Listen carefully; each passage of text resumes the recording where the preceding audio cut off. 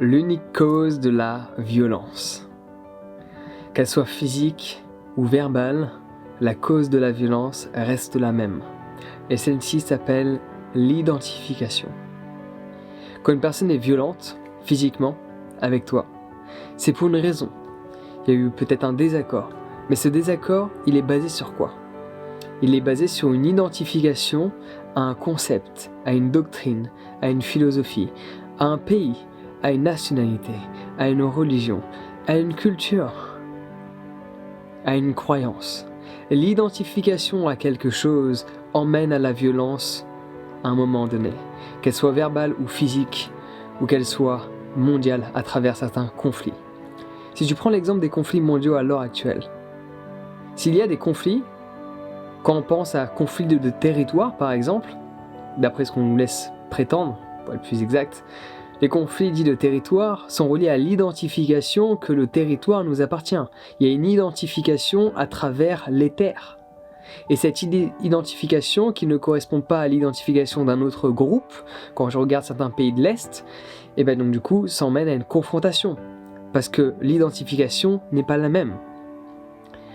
Si tu penses à certaines guerres dites de religion, même s'il y a beaucoup de personnes qui contredisent qu'il n'y a pas eu une guerre de religion, que les religions étaient un prétexte pour faire la guerre, c'est très intéressant, on pourra en parler dans une autre vidéo, c'est-à-dire de ne pas juste voir ce que l'on nous montre, mais de voir derrière ce qui est. Mais juste pour prendre cet exemple de guerre de religion, il y a des gens qui croient en certains dieux, d'autres qui ne croient pas en Dieu, et d'autres qui croient en un autre Dieu.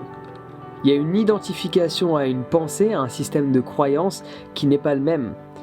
Et quand l'ego est présent au sein même d'une personne, cet ego veut protéger son identité à travers l'identification qu'il a fait de cette idée. Il a basé sa personnalité, sa manière de se percevoir, la personne dont il pense être, à cette personne-là.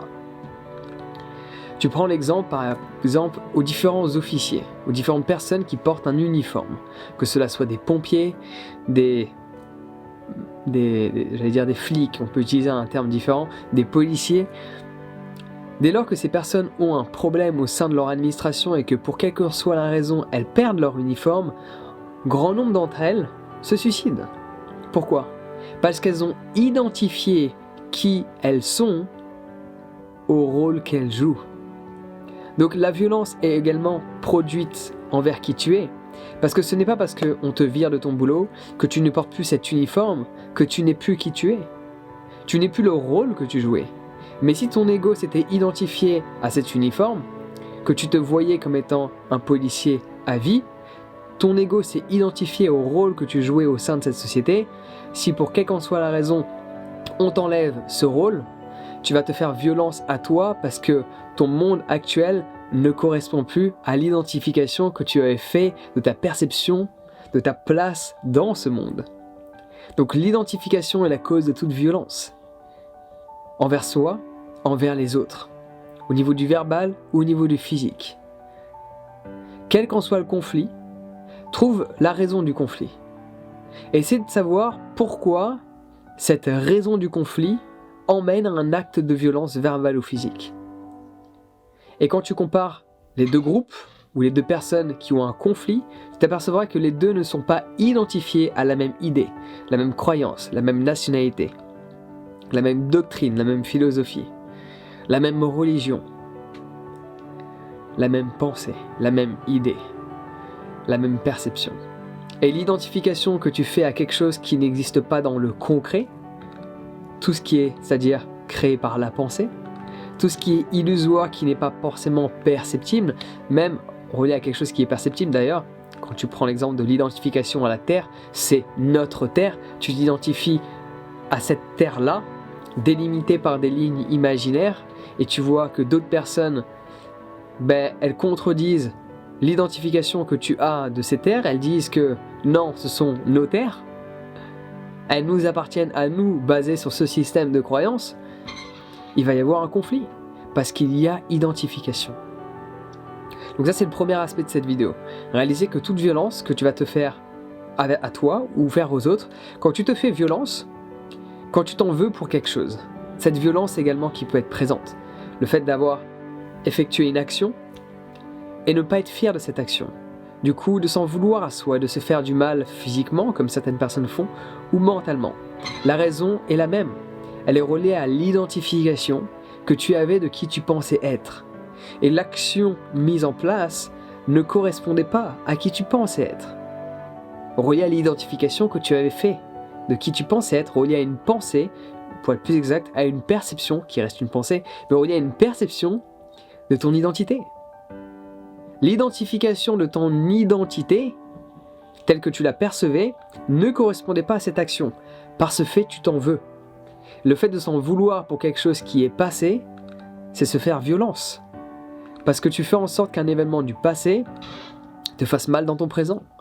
Et forcément impacte ton avenir, parce que demain tu vas pas te réveiller dans la même énergie si tu t'es couché en te sentant mal.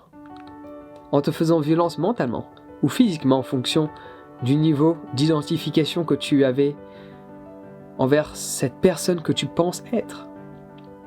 La personne, le persona, c'est un rôle que l'on joue, que l'on peut modeler, modifier, changer. Notre environnement a un grand impact sur ce persona, sur cette identification que l'on a. Je te donne un exemple par rapport à l'identification que tu peux avoir d'un rôle. Si tu es dans le coma et que tu te réveilles, et que je te dis que avant, dans ta vie d'avant, que tu arrives dans ce coma, tu étais pianiste. Est-ce que tu te comporterais par la suite de la même manière en ayant l'identification que tu es un pianiste que si je te disais que tu as travaillé toute ta vie dans l'armée? Vas-tu avoir le même comportement avec toi, avec les gens qui t'entourent? La réponse est non, parce que l'identification que tu mets sur le rôle que tu es censé jouer au sein de cette société va déterminer ton comportement. Et forcément, quand tu vas être confronté à d'autres personnes qui ont le même rôle que toi, mais que leur perception de ce rôle n'est pas la même, il va y avoir conflit. Il va y avoir conflit, non pas parce que le rôle n'est pas le même, il va y avoir conflit parce que la perception de celui-ci, reliée à l'identification du rôle lui-même, n'est pas le même. Et si tu observes le monde tel qu'il est, la seule unique cause de violence, c'est l'identification. L'identification à quelque chose, quel qu'il en soit. Alors se libérer de toute identification, je ne sais pas si c'est possible, pour être honnête avec toi. Mais tu peux à l'heure actuelle te libérer de l'ensemble des identifications que tu as. Le rôle que tu joues. Tu n'es pas ton boulot. Tu n'es pas ta nationalité. Tu n'es pas ton âge. Tu n'es pas ta couleur de peau ou ta religion. Ou ton langage. Tu n'es pas non plus la famille dans laquelle tu es né.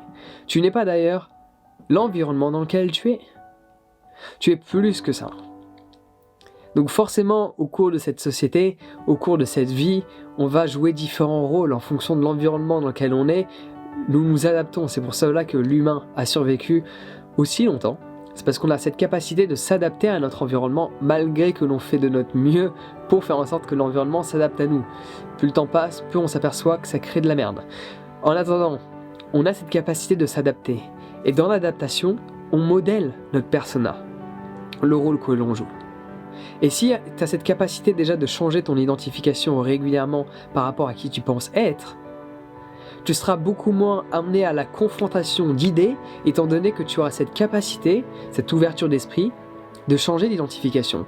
Tu as un système de croyance, tu discutes avec une personne qui contredit ce système de croyance, si ton ego est extrêmement identifié à du coup cette identité que tu penses avoir, il va y avoir confrontation. Tu racontes de la merde, je suis pas d'accord avec toi. Mais si tu as cette capacité de t'adapter, de recevoir les informations et de changer l'identification que tu as de qui tu penses être, de ton système de croyance, il va pas y avoir de confrontation. Dès lors qu'une personne a une idée différente de la tienne, tu vas l'examiner avant de la rejeter.